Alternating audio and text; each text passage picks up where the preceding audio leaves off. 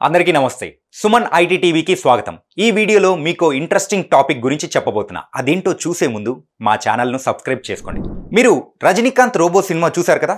అందులో చిట్టి ఎలా అదరకొట్టిందో అస్సలు మర్చిపోలేం. రాబోయే రోజుల్లో అంతకు మించిన వండర్స్ను రోబోల ద్వారా మనం చూడబోతున్నాం. అది రియల్ లైఫ్లో కాదండోయ్, మన రియల్ లైఫ్లో.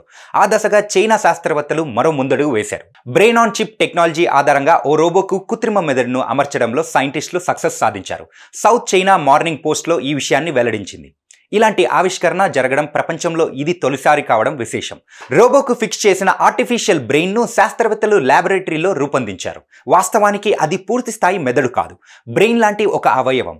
మనిషిలోని మూల కణాల ద్వారా దీన్ని సృష్టించారు. బ్రెయిన్ను అమర్చిన తర్వాత ఆ రోబో చిన్న చిన్న వస్తువులను పట్టుకోవడం, అడ్డంకులను తప్పించడం వంటివి ఈజీగా చేస్తుంది. అందుకు తగ్గట్టుగా శాస్త్రవేత్తలు ప్రోగ్రామింగ్ చేశారు. బ్రెయిన్ యాక్టివిటీని ఎక్స్టర్నల్ కంప్యూటింగ్ పవర్తో మెర్జ్ చేసే లక్ష్యంతో ఉన్న బ్రెయిన్ కంప్యూటర్ ఇంటర్ఫేస్ ఫీల్డ్లో ఇదొక ముందడుగానే చెప్పుకోవాలి. రాబోయే రోజుల్లో ఇలాంటివి మరెన్నో ప్రయోగాలు ఇది నాంది పలికింది.